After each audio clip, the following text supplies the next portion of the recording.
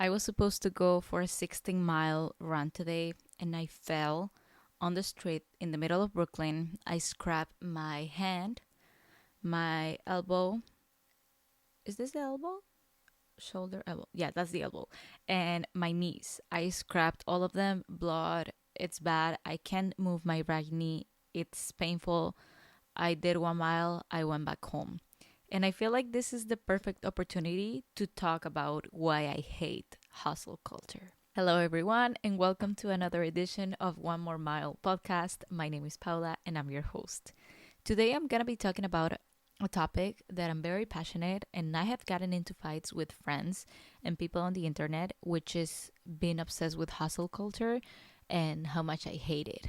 And this could be for anything. This could be for the gym. This could be for running. This could be for a relationship. This could be for working in corporate America, climbing the corporate ladder. It could be for any of those reasons. I just hate it. I can't with it. And if you support it, my perception of you changes completely. I feel like I want to divide this podcast episode in different sections of the hustle culture, if that makes sense.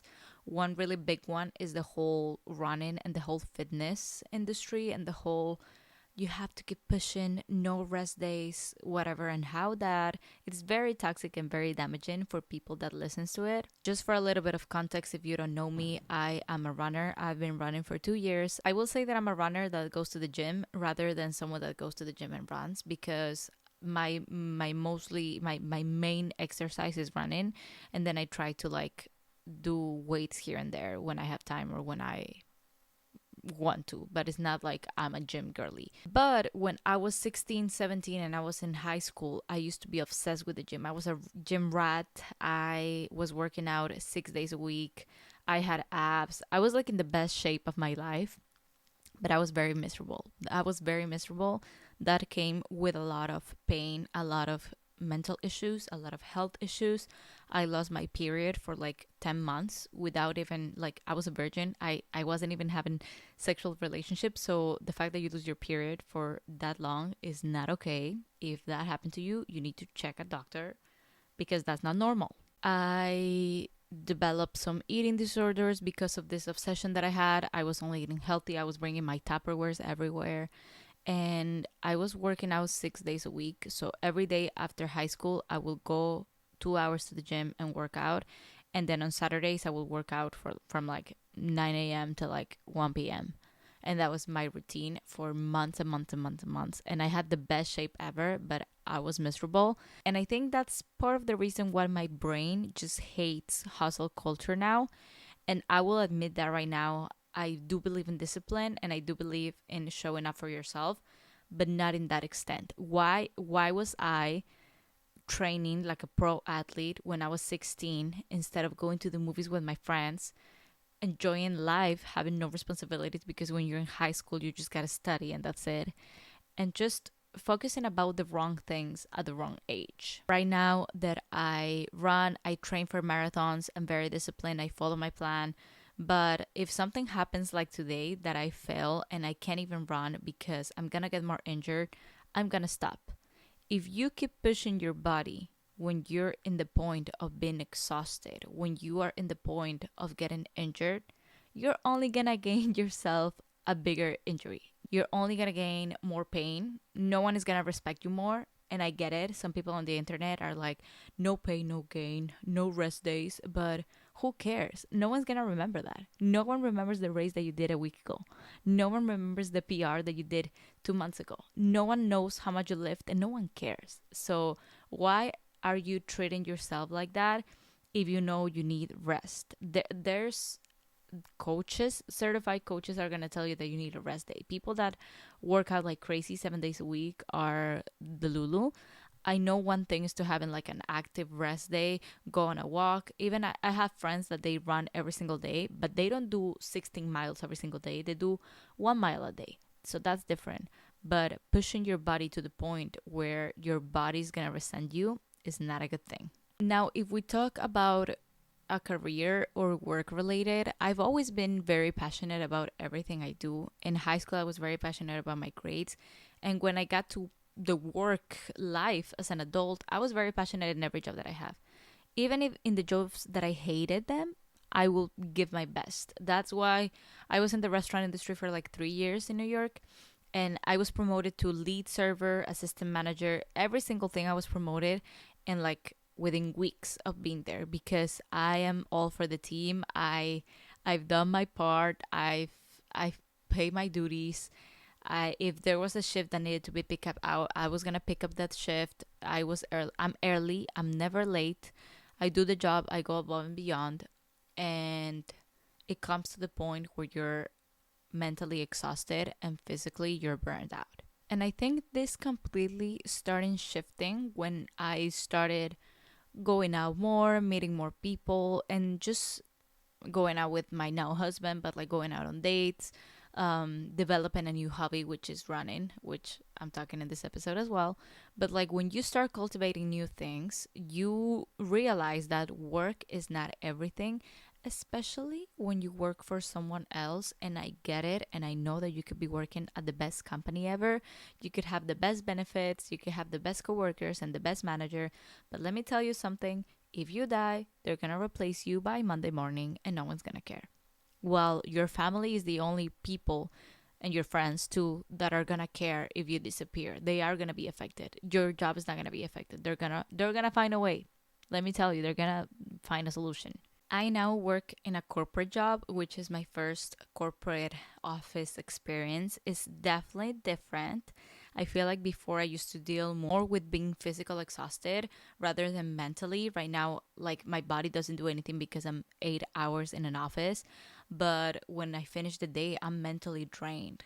And that's why if I'm eligible to take my PTO, I'm gonna take all of my PTOs, and you should too. Please take all of your PTO, take all of your vacations, take all of the holidays, take all of your sick time when you're feeling sad, when you're feeling bad, when you need to go to the doctor. Focus on your own things and do little things that can ease your life after work, because if you make your job your whole personality, once you lose your job, you're gonna be screwed. You're gonna be totally screwed. Like, I can't contemplate, even if it's the most amazing job, people that work without getting paid. Like, if they're not gonna pay you that overtime hour, I'm not staying. I'm not working for free.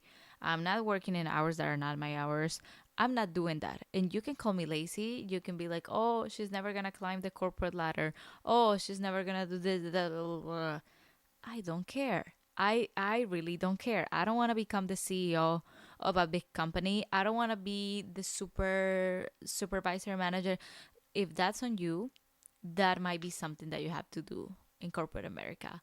But is it worth it though? Is it gonna be worth it to have a six-figure job, but then one day they can just fire you and you get laid off, and then what's next? What's the point? You never lived, you never enjoyed the summers that you have, then you're retired and you're too tired to travel. What's the point of that? I'm gonna take every vacation. I'm not gonna be 1,000% in if the job doesn't pay me to do that. And that's the reality of it. With hustle culture, I feel like you also tend to fall into obsession. For example, the people that do 70 hard. I could do a whole podcast episode on 70 hard and the 70 hard challenge, but that's bullshit. Like, if you do it, you're forcing yourself to create these habits, but you're just gonna forcing yourself to fail.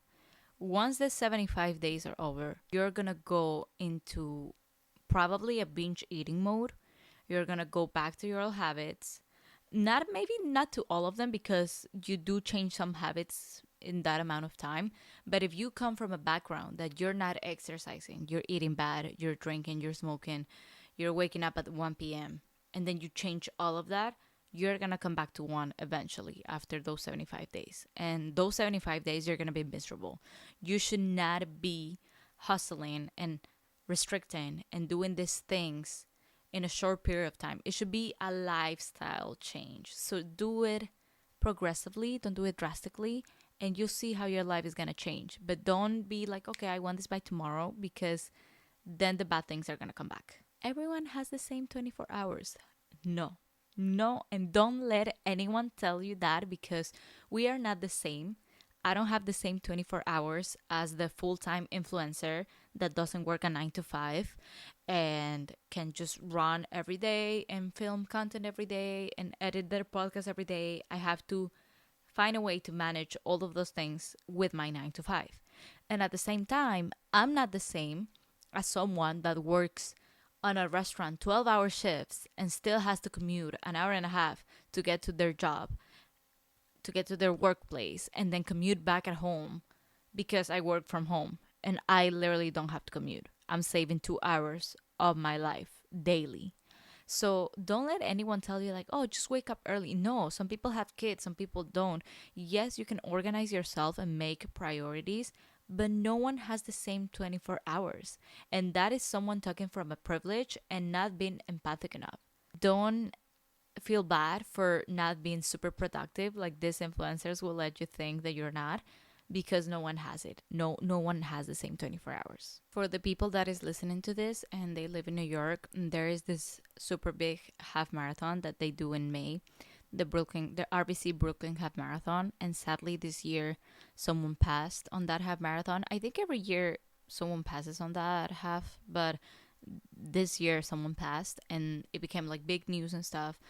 And I remember people being like, oh, find something that you love and let it kill you. Oh, if I'm racing, I'm going in for all. Like, I'm just that passionate enough. That's on you. Like, that's on you. No one asks you. Who asked you, bro? And it's always the guys that are like, "Ugh," and they're like single and they have no families and they're like just obsessed with the gym and working out. Like, bro, get a life. Get a life. No one asks you. No one cares. No one gives a shit of what you're doing, honestly. No one cares. Just do it to yourself. Be proud. If you really like hustle culture that much, you wouldn't be so miserable because you're posting it every day. You're like, no pain, no gain, a straight 5 of 70 hard day, blah, blah, blah, blah, blah.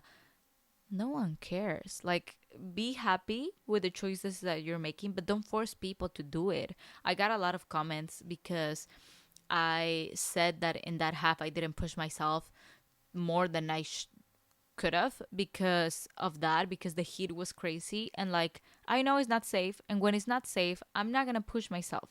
It's not safe to run after I fell on the floor and I could get more injured. I'm just going to go back home. That's okay. I'm allowed to do that. Who says that? Like, I'm not getting paid to run 16 miles on a random Tuesday. So who cares?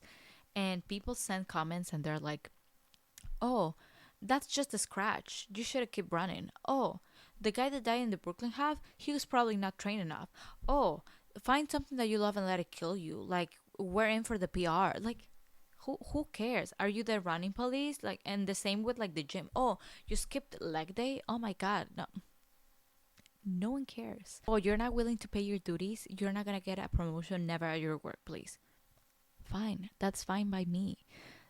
Trust me, I find pleasure in things that are very much simple than that. I find pleasure in reading a book, writing something, watching my TikToks, going to the beach, eating delicious food, spending time with my family, going out with friends, watching a sunset, watching a freaking Netflix show. It doesn't matter. Life shouldn't be all about like, let's do this. And yes, I know discipline, I know working hard. I believe in all of that. I've done that. There was a time in my life where I had two jobs. There was a time in my life where I was working from 9 a.m. until 10 p.m. and then waking up early to go to the gym and then doing all of my stuff, my content, and it gets miserable. It gets to a point where you become miserable if you don't have anything that fuels your life in more of a deeper level than just this hustle culture that no one really cares. Your life is going to be miserable.